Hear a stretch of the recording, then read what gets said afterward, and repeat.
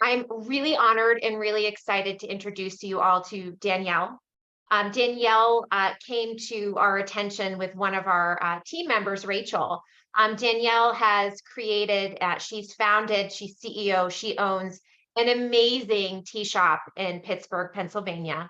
She's a female-led owned business. She's going to share a little bit about her journey, and I call demystifying tea.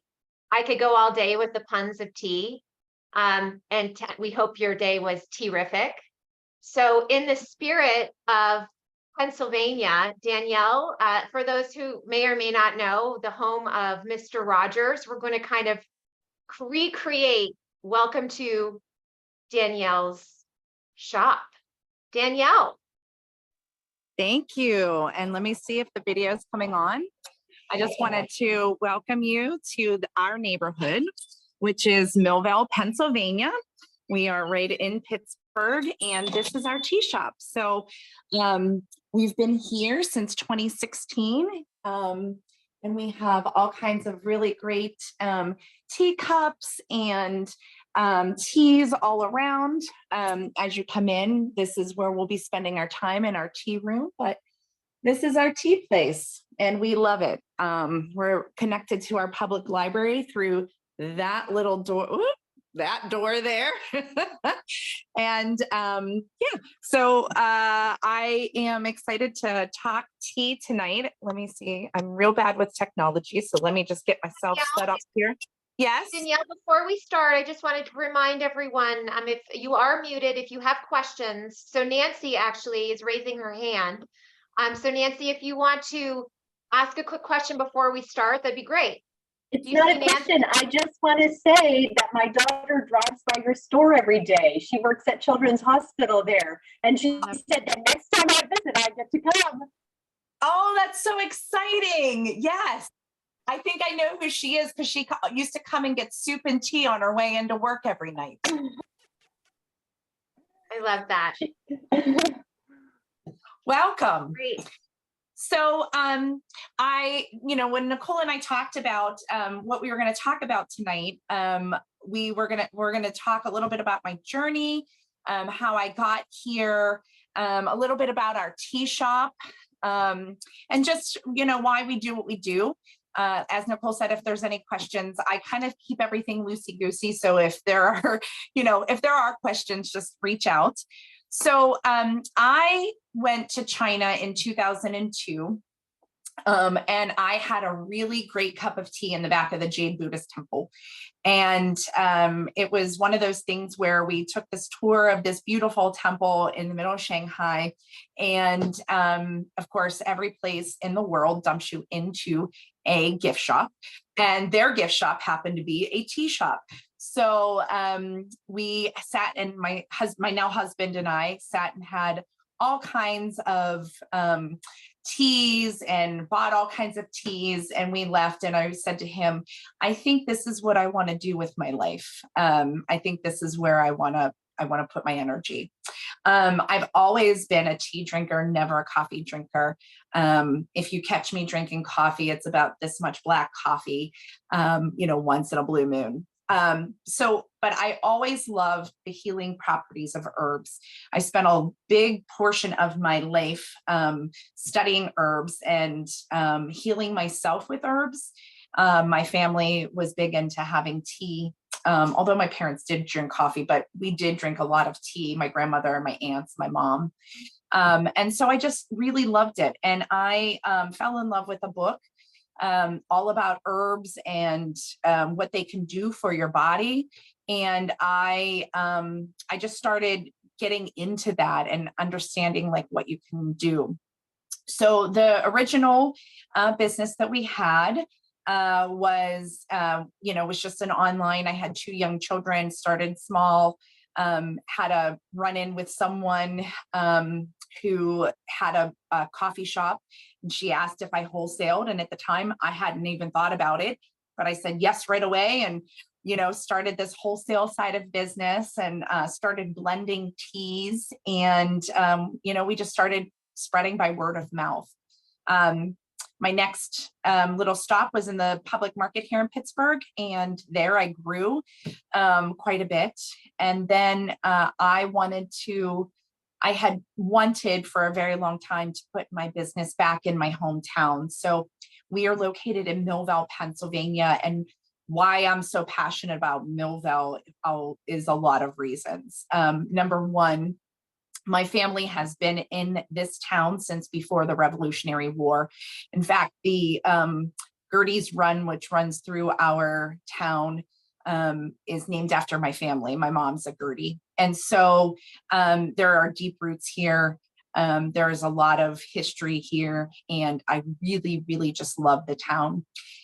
When I left here, there wasn't a lot going on, and I met some people in around 2015, 2014 that were doing amazing things in town, things like solar and growing your own food here, and really embracing equitability for, to help manage growth in the community. And I really fell in love with that concept. And I was like, my people are finally here. So I joined forces with them. And they helped me find the space connected to the public library, which I absolutely love. The public library was not here when I was a kid. It actually is only a few years older. It's only been here a few years more than my business has been in Millville. And so just that connection and that synergy of books, which I love to read, and tea, and just all of that was really, really important to me for my business and where I was going to land. So getting here was not easy. I'm sure as all the women in here can understand, I was in opening this location took a little bit extra. I was told by men that there's no way I could read code. There's no way that I'm going to open up these plans and read them with you for your architecture plans. And so there's always those hurdles to get over, but I was really, really hell-bent on opening here in Millville with this business and bringing this to the community. So Millville is a 1 square mile town. It is super tiny, but it is full of all kinds of love. In fact, our hashtag here is Millville is love. And there are all kinds of things happening in this town that I am super proud of. So I will never leave here. This is it for us. So, but going back to tea and why I do tea. So the thing that really, aside from having a great cup of tea in the back of the Jain Buddhist temple and loving herbs and all of those things, the thing that I love most about tea is that tea is the number 2 consumed beverage behind water in the entire world. And if you think really hard on that, we need water to live. We go to other planets, and if we find water, then that could be proof of life, right? And tea is right behind that. And so in a lot of cultures around the world, tea is the way that you express love to somebody. It is a way to express welcoming someone to your home. It's a way of taking care of yourself, of giving you herbs and herbal teas to help with if you have a sore throat or a headache. And so for me, when I want people to come into this store, I want them to feel like they're stepping into my personal home, that this is a place where they can come and they can get love and they can nourish their soul and their body at the same time. And so that's really important to me and why I do what I do.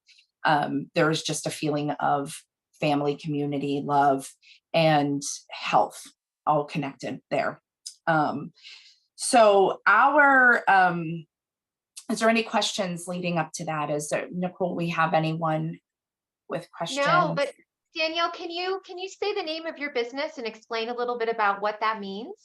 Yes. So another, just to kind of put it out there, another little bump in the road that we had was coming out of COVID.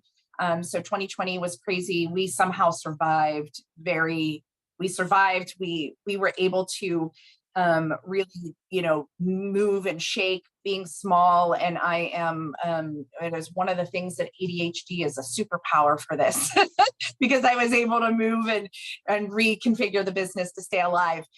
In October of 2021, about 3 weeks before we reopened our doors and had like a giant party to reopen, I was contacted by a large corporation and was threatened to be sued for trademark infringement. I have had my business since 2007, but there's a whole lot of legalese why that I decided to change and not fight it.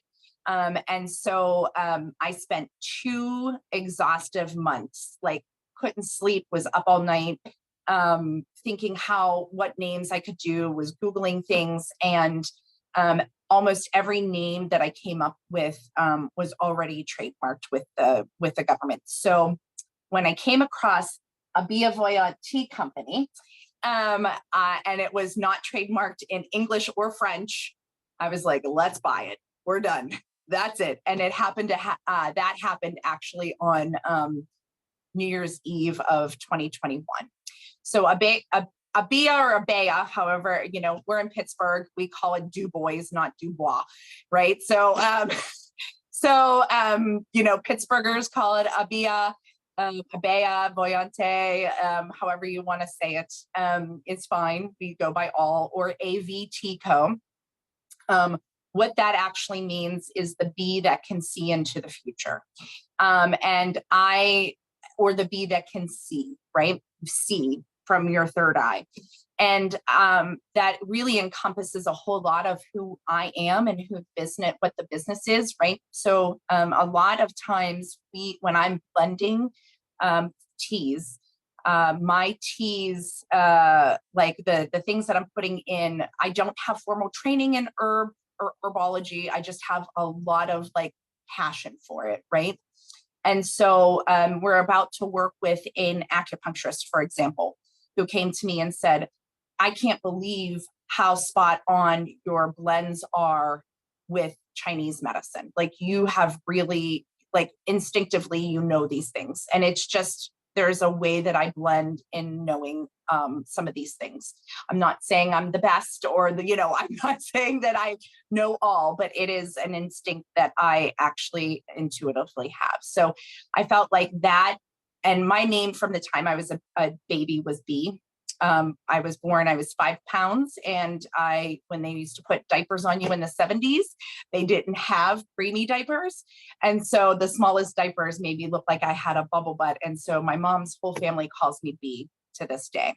So it was really important for me to carry on that name into the new branding. So, all right. Is there any other questions, Nicole, or do we have anything else? No. Nope, everything is great. Thank you, Danielle. I love it. We love hearing the story. Yeah.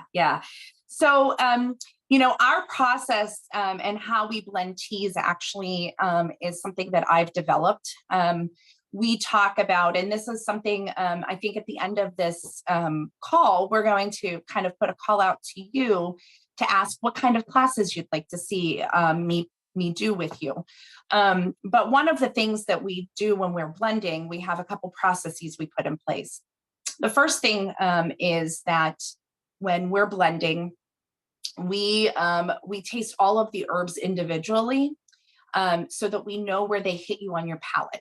So is this a nose herb? Is it a middle of the road, on your tongue herb? Is it a bottom note is the other thing we call. So we, similar to doing music or, anything else, any kind of balance, there's a way to balance those 3 elements of tea. There's also those 3 tastes, I should say, of tea. There's also, when I'm putting tea into categories. So when people come in and they want to get suggestions, we ask them caffeine or caffeine free. And then we go into, do you like fruity, minty, spicy, plain, or florally? And we have tastes of all those different things.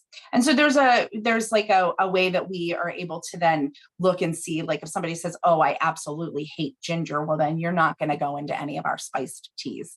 We have a way of, kind of a method to finding your perfect brew.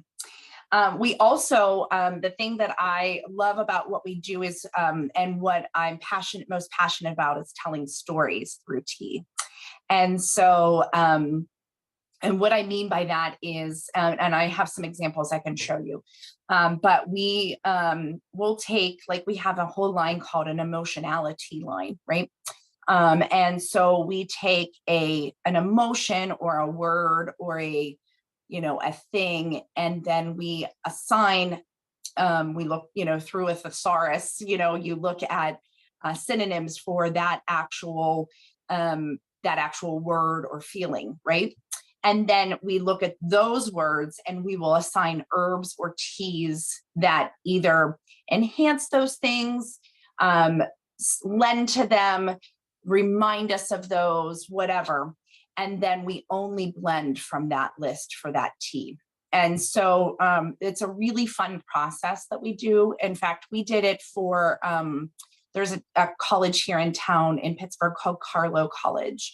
And they came out and asked us to do a blend for when they go out to, see people, or, as like a thank you for whatever, or putting it in baskets.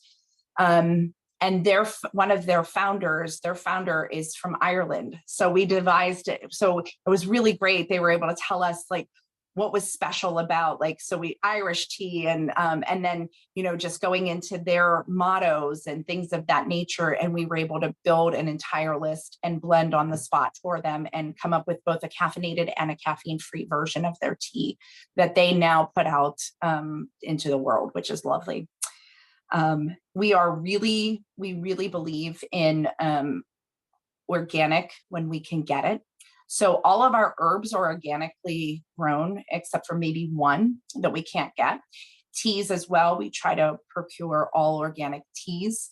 I am really big on, I don't believe every tea middleman or, tea, the people that bring tea into the country, I don't believe they all do everything correctly, right? So they may have one or two products that we like. So we really cherry pick through different wholesalers in order to get to where we, to get the teas that we think, that I think are best tasting. We also are not quite big enough yet to go directly to the tea gardens. However, there is one tea garden that does import, and they're from Nepal, and it's the Nepali Tea Company, and we absolutely love them. And they reached out to me. Their mission is to get their town out of poverty within their lifetime. And so they employ all of the locals, they pay fair wages, they give them housing. And so that was really important. We try to seek out growers like that, and being able to pair with them was really, really exceptional and wonderful, and, have a FaceTime call with them and whatnot. So, so we're really, really stringent about what we bring in. There are some places that will bring in, just, go with a big wholesaler and you can get everything you need, but I don't do that. We really handpick what we bring in. The majority of the teas you see behind me, a big portion of those are blended by us. We blend, I would say, about 85% of our teas. There are, obviously, we get in our gunpowder green and, our single origin type teas. But blend wise, we do almost all of them, unless we really taste something that we're missing in our profile that people want. And we taste something that's really good that's being done by someone else. And then we bring that in. But the majority of the things we do here are our own.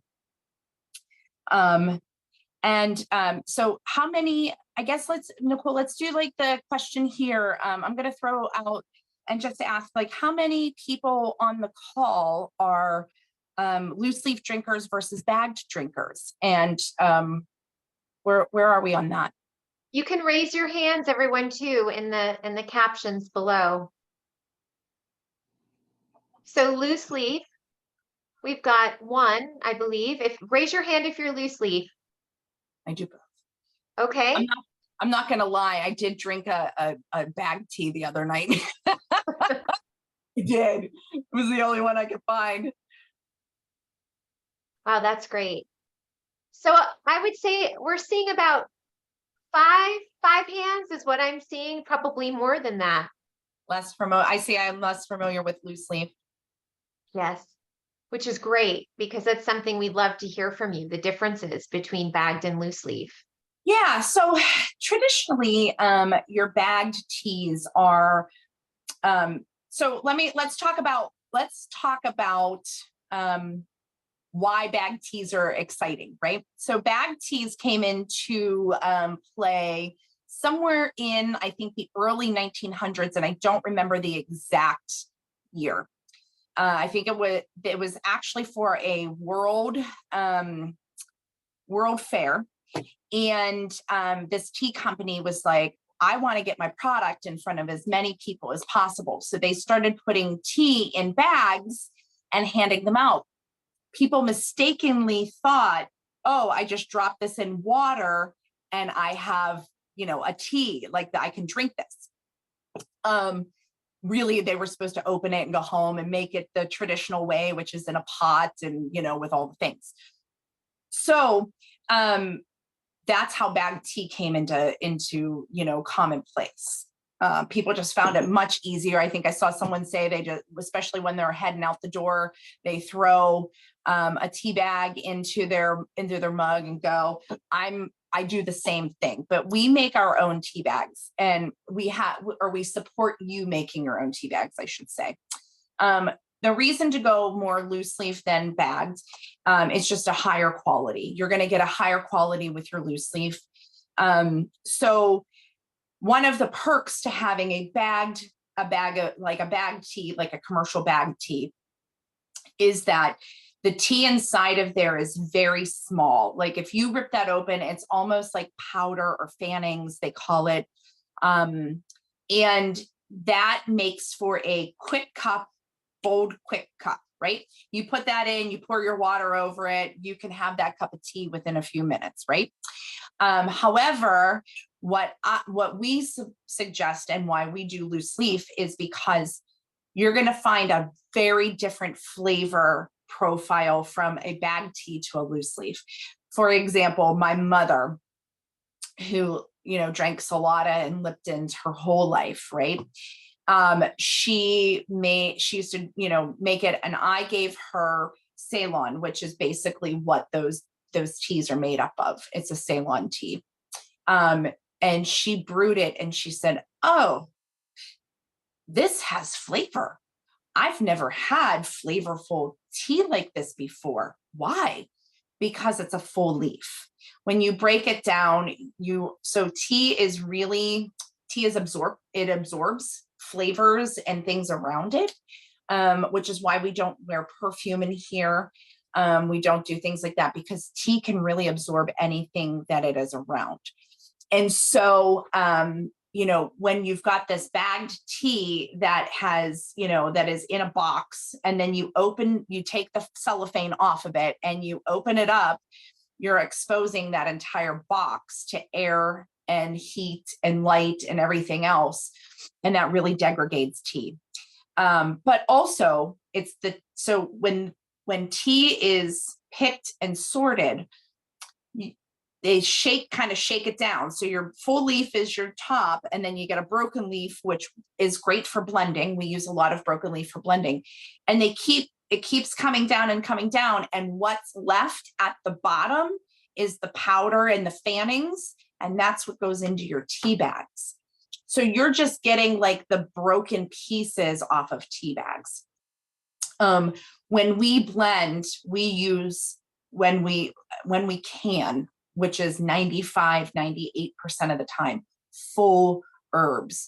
So when you scoop our chai, you're going to see chunks of cinnamon, chunks of ginger, chunks of all of the herbs that go into that. It's not a flavoring that we pour onto chai, which is a lot of the boxed chais and boxed teas have a flavoring. If you read the back of any of your boxed teas, flavoring is in almost all of them. And that is because the consumer wants an upfront flavor. We're used to grape soda tasting like grape soda, right? And so that is on us. Our consumerism wants that flavor. Whereas with a loose leaf, it may take a little bit more time because we're using chunks of cinnamon, chunks of ginger. In order for those chunks to fully let their flavor into the tea, you have to let it sit and you have to use the proper temperature. So, Danielle, is there yes. so do you have a formula? So as you're creating your blends for tea, does it have to sit and meld together before you put it out on the shelf and you serve it?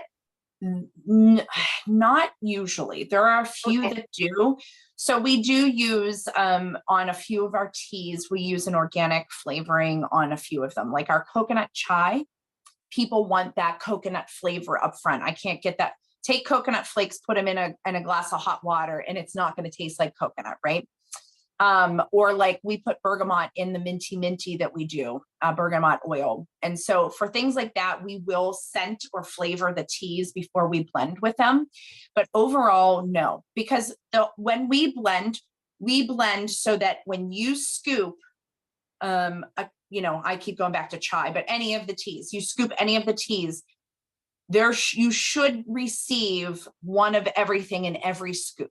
Right? That is how we try to blend so that every scoop you get an even number of all the things in it. So, yeah, that's how we do. Of course, it gets a little bit better with time, especially some of the herbs, they're going to meld a little bit more, but for the most part.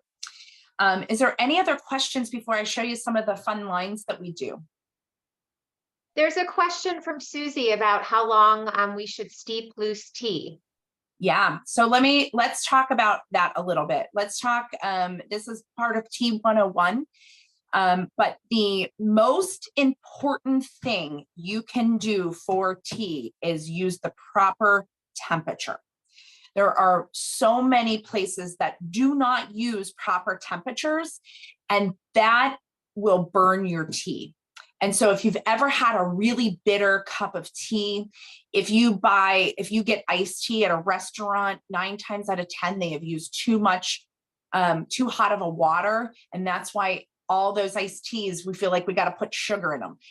I'm telling you, if you brew it properly, you don't need sugar on 99.99999% of your teas. You should not need it.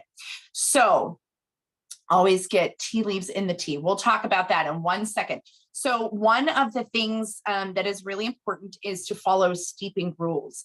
Your white teas, we do up to 160, 170 on your white, right? Your green tea should be 175, 185. Your black teas, which are the most oversteeped temperature-wise teas around the world, 195. Do not boil your water with black teas.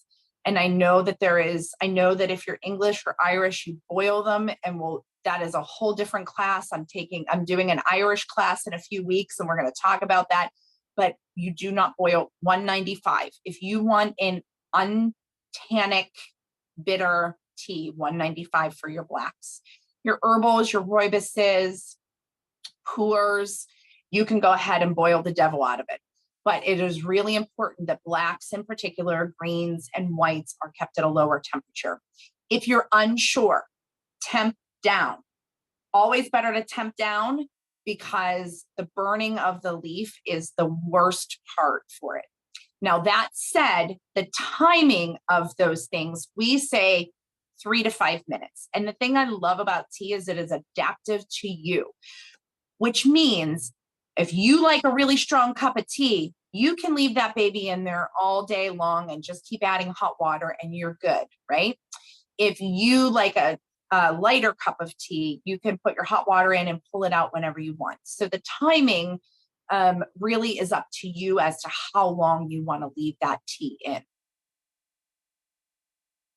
All right.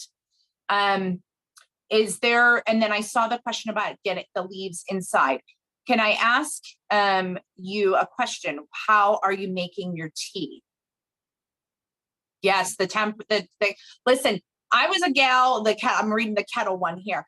I was a gal who had a old style kettle on my gas stove, and it would whistle, and I thought I was like so cool, and it's really, you know, antique and fun. I got the one with the temperature gauge. It's changed my life. Get a temperature gauge one. Amazing. But don't follow the temps on it, because they're all wrong. All wrong. Although the Drew Barrymore one, I just got that kettle and I really like it, and she's not wrong on her temps. She consulted a tea person.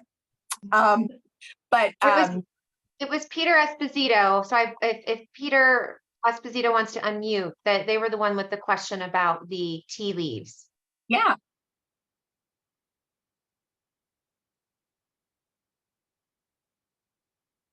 Okay. Maybe they can't unmute, but unfortunately. Oh, that's I use an okay. old- Yeah, you're using an old. If Peter responds, Nicole, just go ahead and read that out to me. Is there anyone else Sure. while we're waiting for that? There's a question about loose tea for a 16-ounce mug. 16-ounce mug, 2 teaspoons at least. If you like it stronger, you can do a little bit more and steep it like 4 times. If you like it medium strong, do 2 teaspoons, steep it twice. All loose leaf teas, steep twice. Otherwise, you are negating good leaves. You're throwing away good leaves. So you should at least steep them twice. That's good to know. Cup with a strainer for my grandmother. And then, yeah, is it a ceramic one with the larger holes in the ceramic steeper?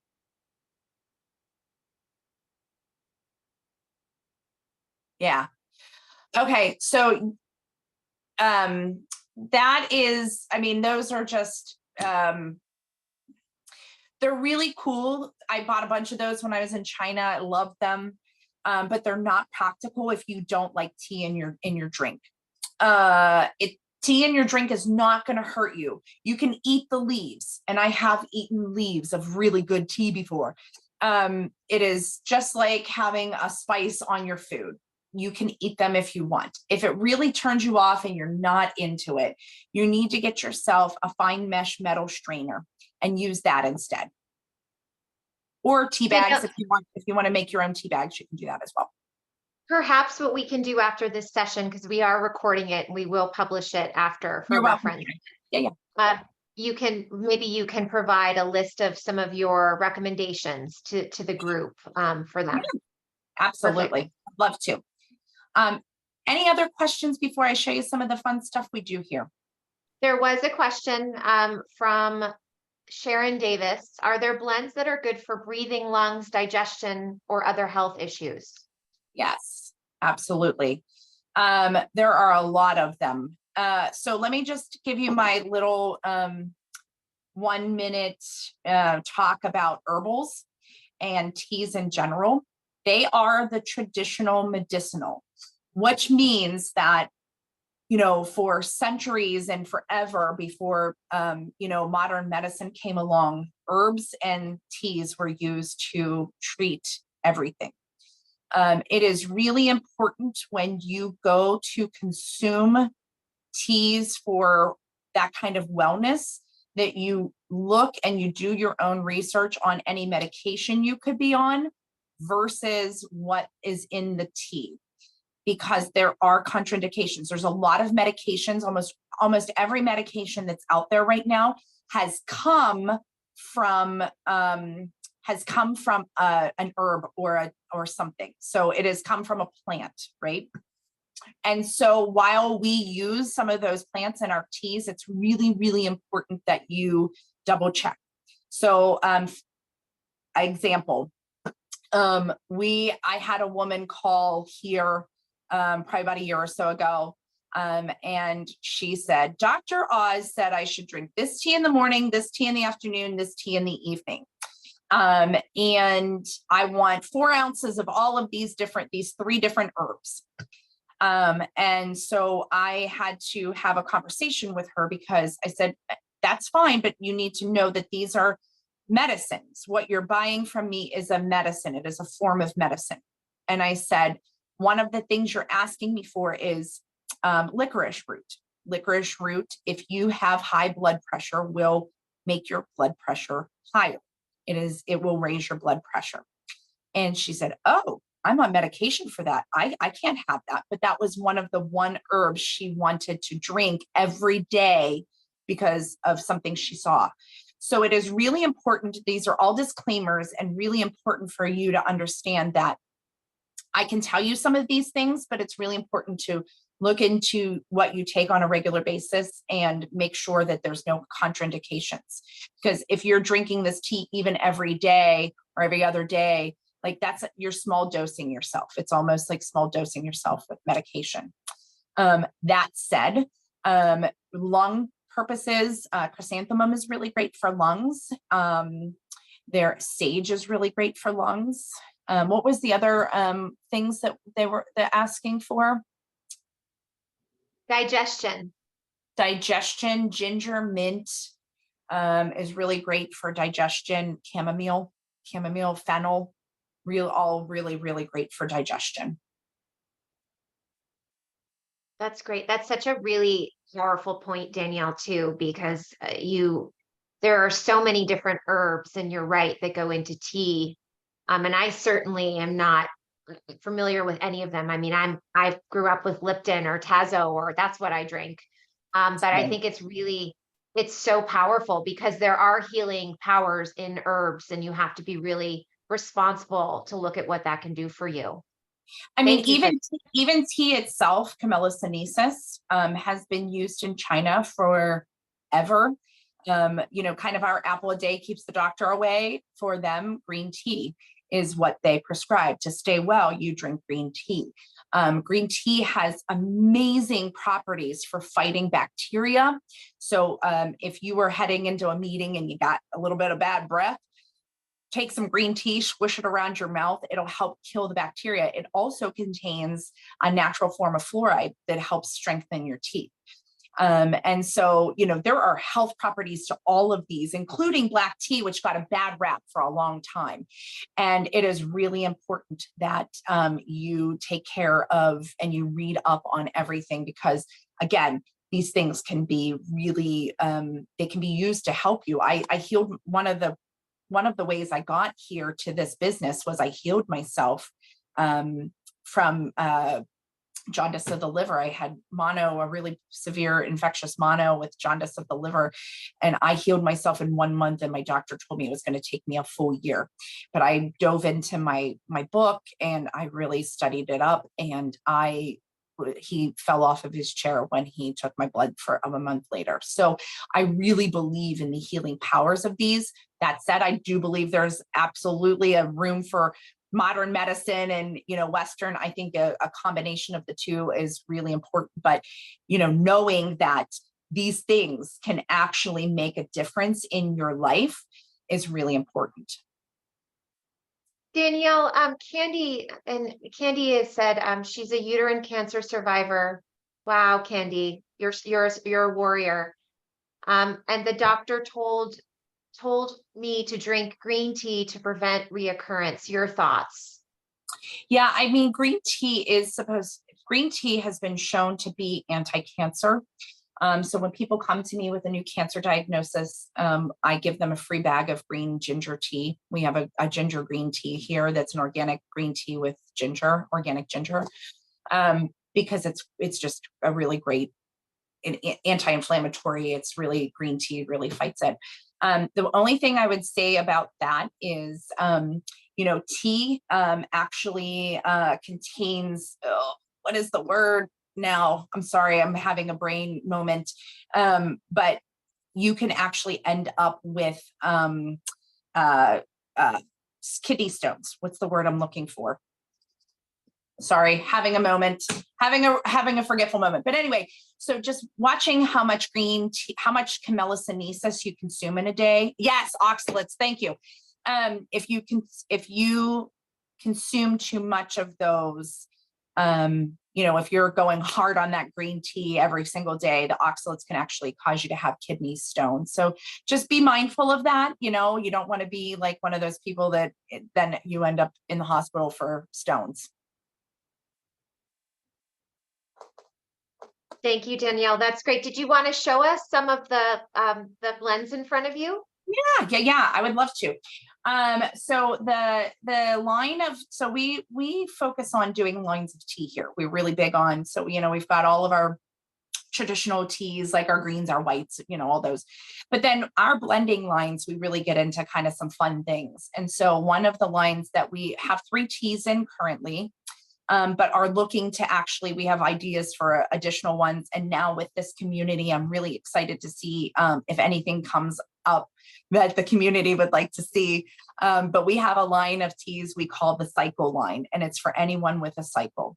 And so in that line, we have PMS tea, which is wonderful for fighting any kind of uterine cramps. We have lots of people that come in that swear by it. I think a little bit of local honey added into it just really, for some reason, that local honey amps up all the healing properties. And when you've got real bad cramps, it's wonderful. And then we had somebody come in who was going, you know, she was in menopause and she was having a real heck of a time. And so we blended her Menno Fog for helping with fogginess. And we have a Menno Balance as well. So this is just kind of for helping to balance some hormones. Again, got to double check if you're on any kind of, you know, hormone replacements or anything like that, you know, double check that.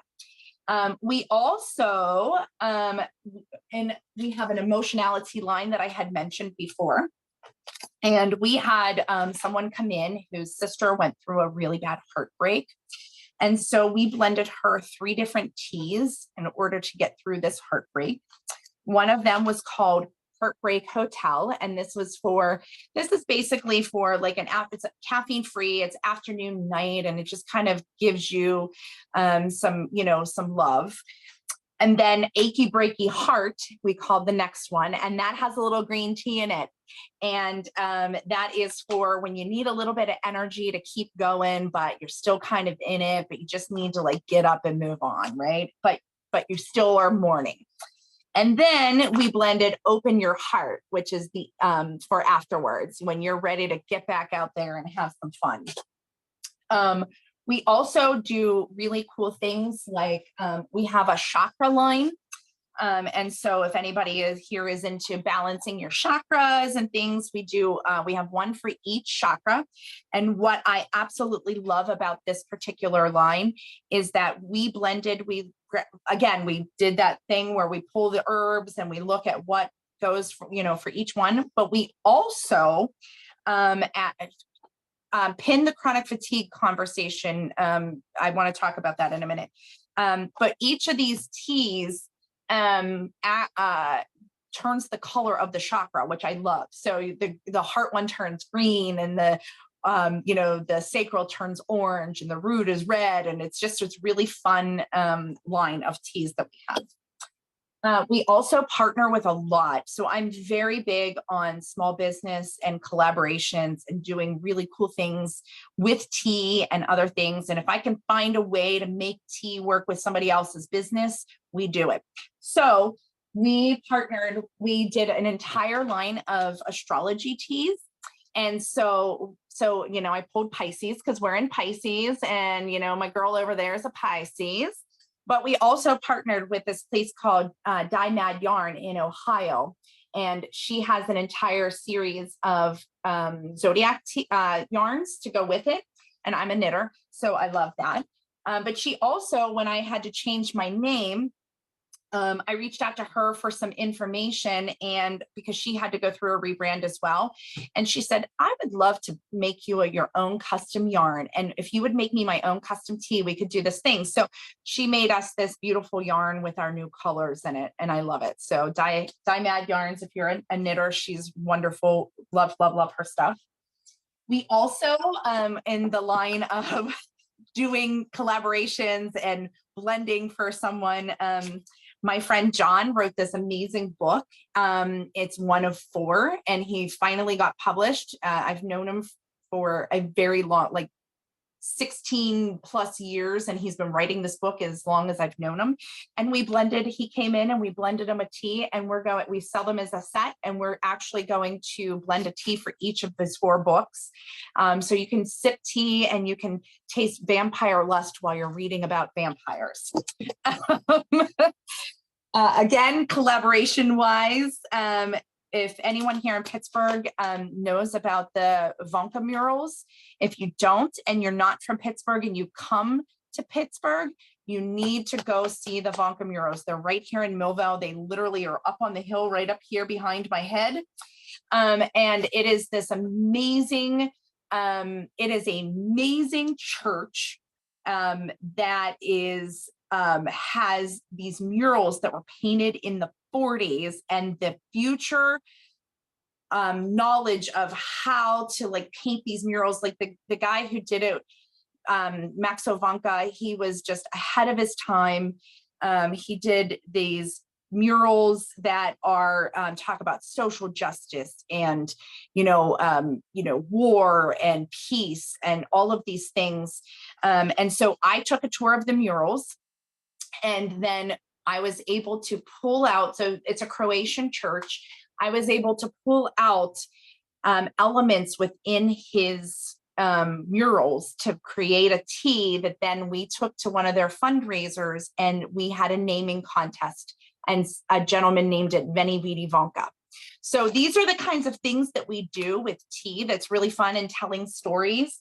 And then one last line, we have a lot more, but one last line I just wanted to talk about, and then we can do last minute questions, Nicole, or wherever we are in time. We have a Pittsburgh line. We call it the Yinzer line. And so anybody from Pittsburgh or is familiar with Pittsburgh, Yinzer is a term of endearment / whatever you call locals. There's an entire dialect here. My aunt, who lives in Seattle now, and she's been out of Pittsburgh for a long time, she says Pittsburghers just have a lazy tongue. So for example, instead of saying slippery, we say slippy. And so we have a slippy tea and slippy mugs that were done by Lulu Z, who's also a woman-owned business. Jagoff is a very popular word around here, and it's something that you can call a friend, but you can also say when you're mad at someone. And then black and gold is another one of the line. We have about 10 different teas in this line. We sell a little sampler set. People love to buy them for people who don't live in Pittsburgh anymore. It's like just kind of a fun thing to send to someone. So that's all for my show and tell for today. But I can, if there's anyone has questions or. So fun, Danielle. I love it. And coming from Pittsburgh, Jagoff, Yins, it's so great. I wanted to go back to the question from Melissa. She has chronic fatigue syndrome and fibromyalgia. What herbs or spices would you recommend to ease her muscle and joint pain, and also for brain fog? Yeah, me too, girl, me too.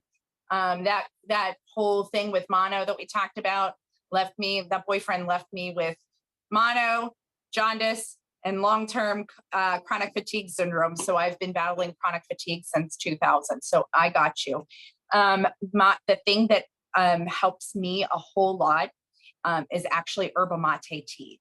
It is one of the things that I recommend to people. When I drink it, I feel like the Tin Man has come along and oiled my joints. And so it is not a traditional Camilla sinensis tea. It's actually from South America. And it's a little grassy and earthy, but it is one of the only things that keeps me moving on some days. It really does feel like energy, it's really energizing. Thank you. And you have your own shop, so you're able to ship directly. So we can put a link up to your shop and people can seek this for yourself. Okay, perfect. What is yerba Yerba mate? Yeah, you spelled it actually exactly correct. It's a plant from South America. It does have a high level of caffeine in it. But that caffeine is actually, there's been some studies done where the caffeine content is actually something called matine, or they think that they've isolated it. So it reacts very differently, for me at least, and a lot of people that I've given it to over the years. You never hit a wall and you never get the shakes. You just get this really nice, smooth ride of energy up and smooth ride back down. And it is really, really, and somewhere in the middle, you're like, oh, my joints don't hurt and I have some energy. Yerba mate is the key. Nancy asked a question about tea for people new to tea, beyond oversweetened sweet tea in the South. Yeah. So are you going to be drinking it hot, or do you want it hot? Do you want plain tea, like fruity, minty, spicy, plain, florally? Hot. Hot. Okay. And do you want floral, minty, spicy, plain, fruity? Fruity or floral? Fruity or floral. You got it. So we have some really great floral and fruity teas. Berry is one of our herbals. It's really popular and real fruity. It's also kind of sweet. Florally, which we're out of right now, but our peach lavender is one of my most favorites. And actually it's my favorite cold brewed iced.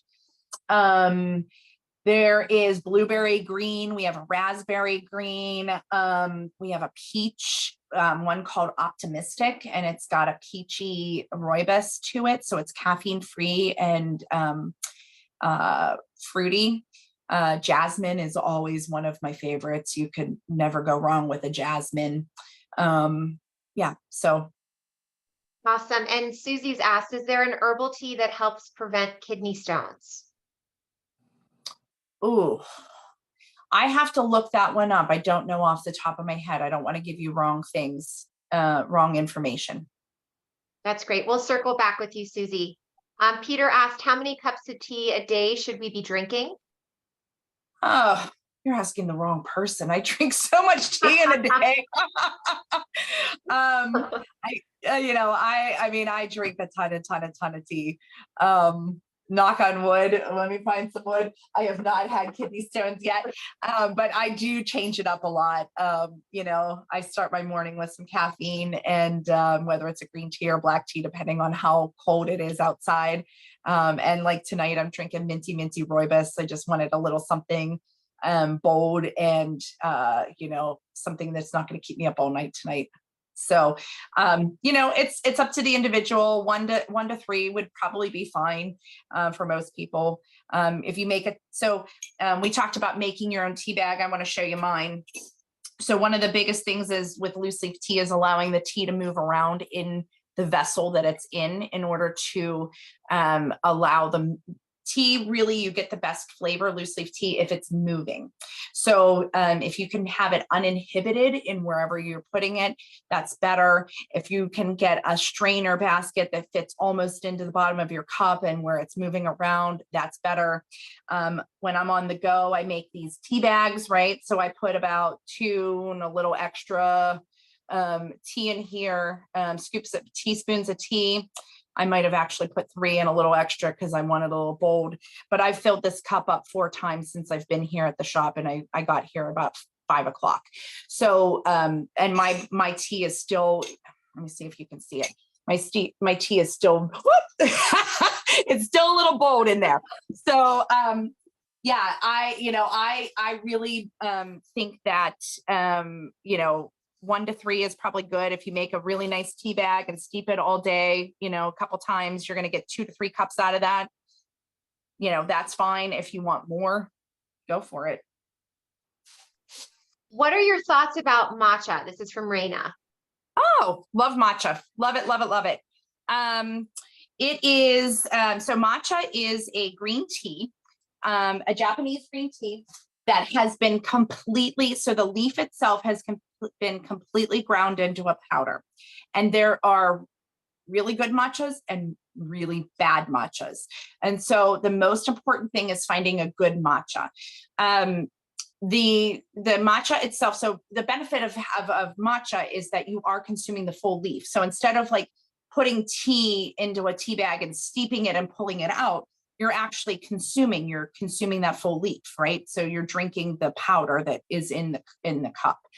A really good matcha should be vibrant green. If it is any other color but a vibrant green, like plain matcha, it's not a good matcha, and it'll be bitter and it'll be gross, and it'll be awful. There is a method to how they actually get matcha to be powder. Is it's stone ground at the source. And so when they're stone grinding it, you think, oh, okay, well, the stone just goes around and around. Physics tells you stones running on each other create heat, which kills like all the good stuff in the matcha. So places that are pumping out a ton of matcha, they're rolling those stones so fast and it's burning or heating up the leaf, and you're losing all of the good properties of matcha. And a lot of those matchas make it to market, and they've got a dark green or like a brownie green tinge to them. They're not good matchas. So find yourself a real vibrant green matcha that has been slowly stone ground or ground slowly. It doesn't even have to be stones. It could just be ground slowly. And we actually carry a local company here that does it really, really well. That's great. And Nancy asked, recommended reading to learn more. Oh, I'd love to tell you my website, but my blog all fell off with my old website. I mean, if you have a particular, are you looking to learn tea or are you looking to learn herbs? Nancy, if you want to unmute yourself, you're welcome. She said tea. Yeah. Yeah, you can have it shipped in San Diego. Yes. So tea in and of itself, I would start with learning Camellia sinensis. Just type in Camellia sinensis, which is the tea plant. That is all tea comes from the same. Yes. CAMELLI. I'm right. Let me write it. Hold on. I got to write it. CAMEILLIA.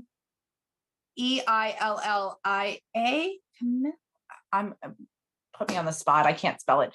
Right, I will research. Thank you.